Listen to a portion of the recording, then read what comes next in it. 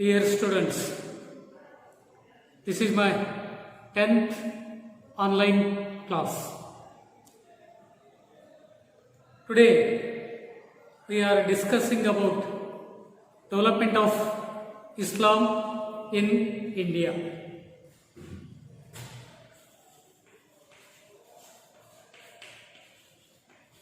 Development of Islam in India. ಭಾರತದಲ್ಲಿ ಇಸ್ಲಾಂ ಧರ್ಮದ ಬೆಳವಣಿಗೆ.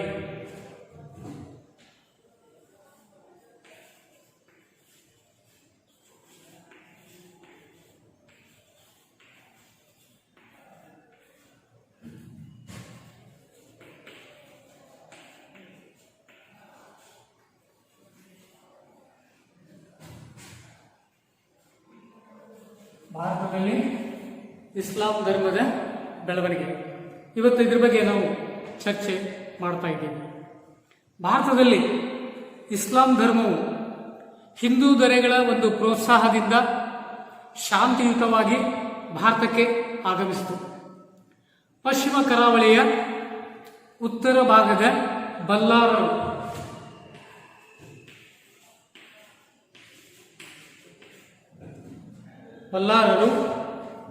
ಮತ್ತು ಮಲಬಾರಿನ ರಾಜ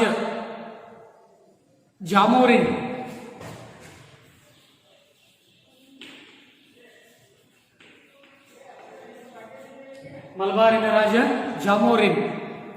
ಇವರು Muslim ವ್ಯಾಪಾರಿಗಳನ್ನು ಸ್ವಾಗತಿಸ್ತಾರೆ.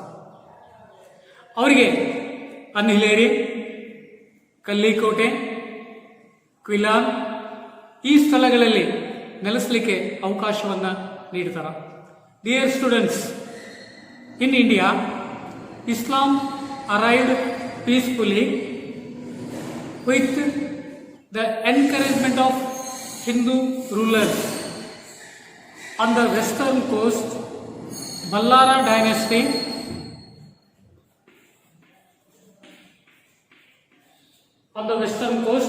Ballara dynasty in the north and the Jamorin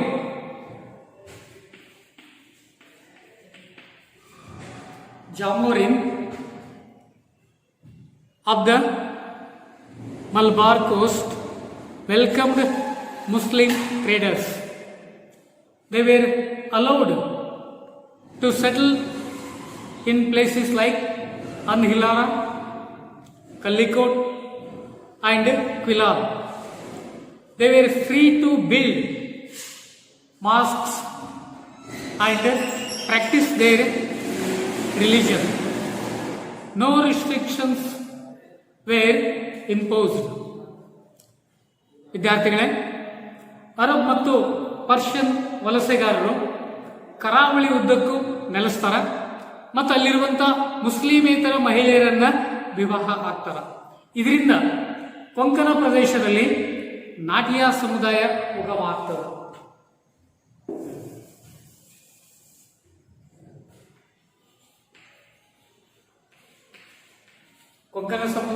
Konkan ಪ್ರದೇಶದಲ್ಲಿ ನಾಟಿಯಾ ಸಮುದಾಯ ಉಗಮ ಆಗ್ತದೆ. ಅಂದ್ರೆ ಎರಡನೇದಾಗಿ ಮಲಬಾರಿನಲ್ಲಿ ಮಾಪಿಳ್ಳೆ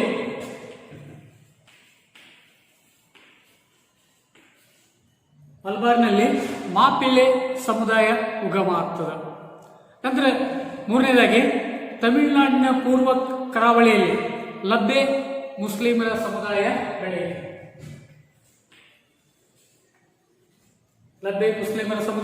ಬೆಳೀತು. Arab and Persian immigrants settled down along the coast and married non-Muslim women. This resulted in the rise of the Nadia community in Konkan region.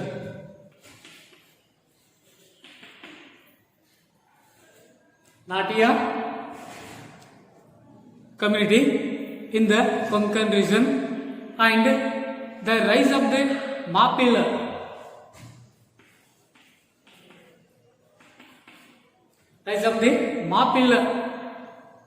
community in Malabar. Then third one, on the east coast of Tamil Nadu, the community of Labbe Muslim.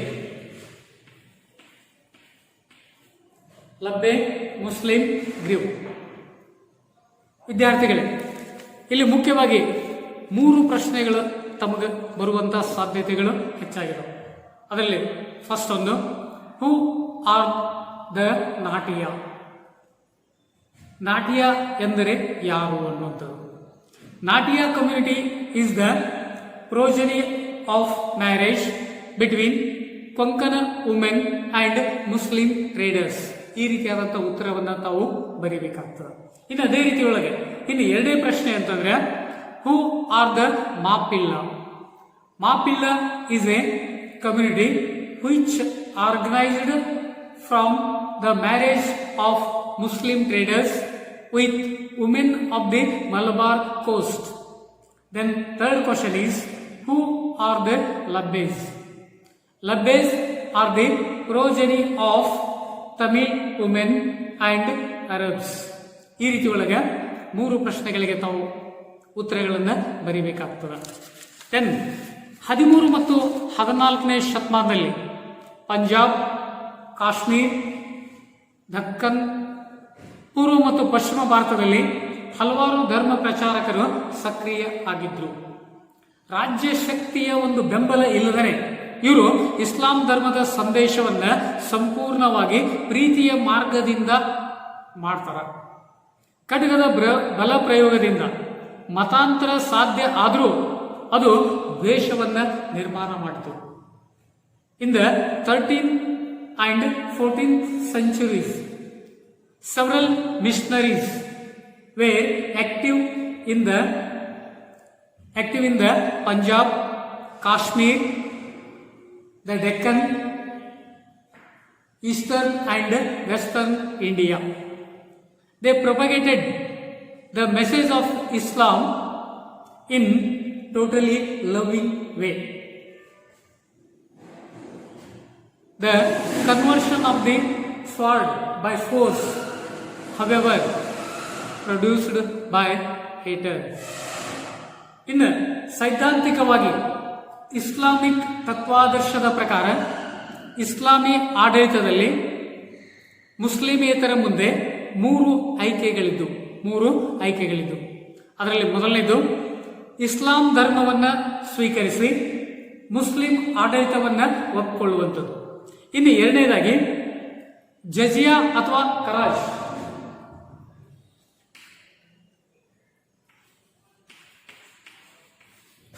Jizya ಮತ್ತು ಕರಾಜ್ ಅನ್ನುವಂಥ 2 ತೆರಿಗೆಗಳನ್ನು ನೀಡಿ ದಿಮ್ಮಿಗಳಾಗುವುದು.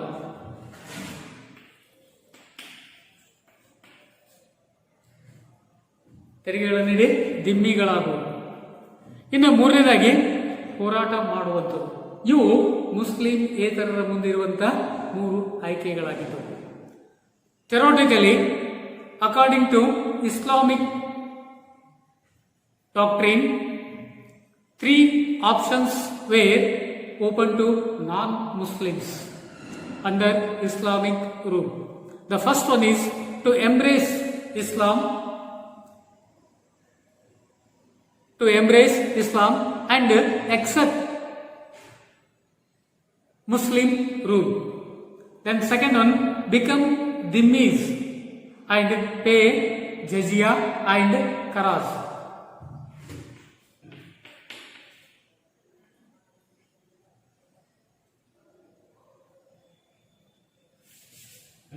Jizya and karaz. Then third one is fight.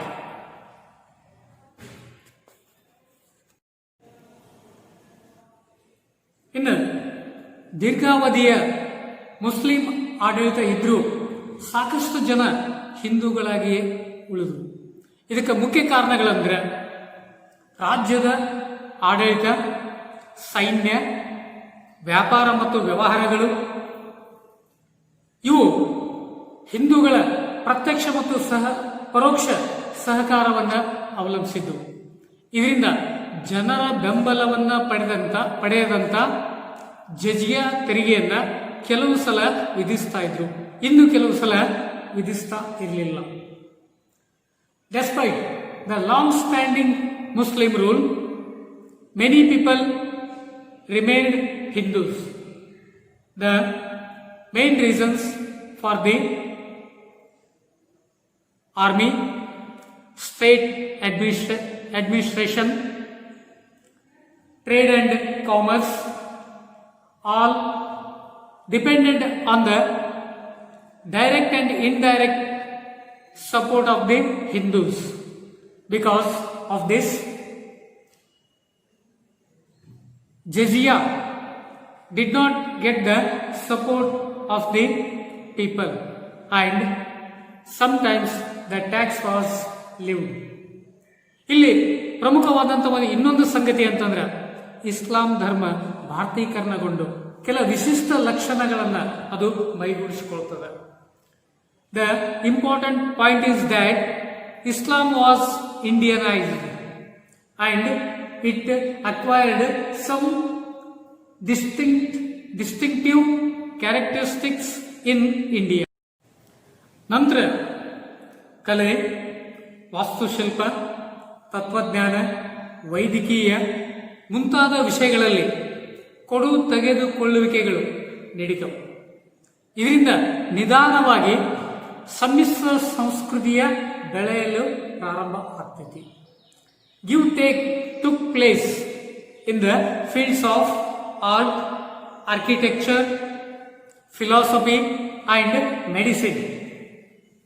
This slowly began to grow into a mixed culture. ಭಾರತದಲ್ಲಿ ಹಿಂದೂ ರಾಜರ ಆಡಳಿತ ಪೂರ್ಣವಾಗಿ ಮರೆ ಆಗಲಿಲ್ಲ. ದೆಹಲಿಯಲ್ಲಿ ಸುಲ್ತಾನರ ಆಳ್ವಿಕೆ ಇದ್ದಾಗ ದಕ್ಷಿಣದಲ್ಲಿ ವಿಜಯನಗರ ಸಾಮ್ರಾಜ್ಯ ಅತ್ಯಂತ ಪ್ರಬಲವಾದಂಥ ಹಿಂದೂ ರಾಜ್ಯ ಆಗಿತ್ತು. The rule of Hindu Kings in India did not disappear completely. During the Delhi Sultanate, the Hindu kingdom of Vijayanagara was an impressive power in south. ಮೊಘಲರ ಕಾಲದಲ್ಲಿ ರಾಣಾ ಪ್ರತಾಪ್ ಸಿಂಗ್ ಮುಸ್ಲಿಮರ ಆಡಳಿತವನ್ನು ವಿರೋಧಿಸಿದ. During the Mughal period, Rana Pratap Singh opposed the rule of the Muslims. ಇನ್ನು ಕೆಲ ಹಿಂದೂ ದೊರೆಗಳು ಹೊಂದಾಣಿಕೆ ಮಾಡಿಕೊಂಡು ಸ್ವಾಯತ್ತ ಆಡಳಿತವನ್ನು ನಡೆಸಿದರು. Some Hindu rulers adjusted and ruled autonomously. ಮುಸ್ಲಿಂ ಸಮಾಜದಲ್ಲಿಯೂ ಆಂತರಿಕ ವ್ಯತ್ಯಾಸ ಇತ್ತು. ಉದಾಹರಣೆಗೆ ಅಶ್ರಫ್ ಮತ್ತು ಅಜ್ಲಫ್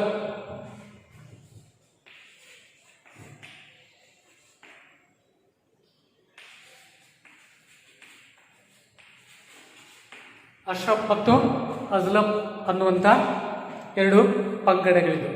ಇಲ್ಲಿ ಅಶ್ರಫ್ರೆಂದರೆ ಮೂಲ ಮುಸ್ಲಿಮರು, ಮತ್ತು ಅಜ್ಲಫ್ರೆಂದರೆ ಕೆಲ ಜಾತಿಗಳಿಂದ ಮತಾಂತರ ಹೊಂದಿದಂಥವರಾಗಿದ್ದರು. ಹಿಂದೂ ಕೆಲ ಜಾತಿಯಗಳಿಂದ ಮತಾಂತರ ಹೊಂದಿದಂಥವರು ಆಗಿದ್ದರು. ಅಜ್ಲಫರು ಕೆಲ ಮಟ್ಟದ ಸಾಮಾಜಿಕ ಸ್ಥಾನಮಾನವನ್ನು ಹೊಂದಿದ್ರು. ಆದರೆ ತಾವು ಆಡಳಿತಗಾರರ ಧರ್ಮಕ್ಕೆ ಸೇರಿದೀವಿ ಅನ್ನುವಂಥ ಒಂದು ಮಾನಸಿಕ ಸಂತೃಪ್ತಿಯನ್ನು ಹೊಂದಿದ್ರು. ಆರ್ಥಿಕವಾಗಿ, ಸಾಮಾಜಿಕವಾಗಿ ಹಿಂದುಳಿದ ಅಷ್ಟೇ ಅಲ್ಲದೆ ಶೋಷಣೆಗೂ ಸಹ ಅವರು ಒಳಗಾಗಿದ್ರು.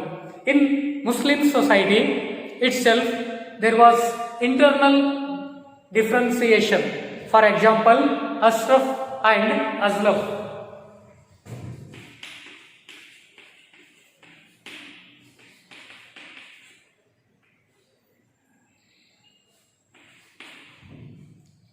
Ashraf and Azlaf. Ashrafs were those Muslims claiming descent from groups of foreign extraction. And then Azlabs were converts from lower Hindu castes into Islam. The Azlabs had poor social status, but they had the mental satisfaction of belonging to the religion of the rulers. But economically and socially, they remained backward and exploited. ನಂತರ ಮೇಲ್ವರ್ಗದ ಹಿಂದೂಗಳು Muslim ರಾಜರ ಆಸ್ಥಾನದಲ್ಲಿ ಉನ್ನತ ಶ್ರೇಣಿಯನ್ನು ಹೊಂದಿದ್ರು. ಕೆಲವು Muslim ದೊರೆಗಳು ಕೋಮು ಸಾಮರಸ್ಯದ ಮೌಲ್ಯವನ್ನು ತಿಳ್ಕೊಂಡಿದ್ರು. ಧಾರ್ಮಿಕ ಸಹಿಷ್ಣುತೆ ಮತ್ತು ಪರಸ್ಪರ ಸಹಬಾಳ್ವೆಯ ಮಹತ್ವವನ್ನು ಅವರು ಅರ್ಥಿದ್ರು. The upper class Hindus held the highest rank in the court of Muslim kings.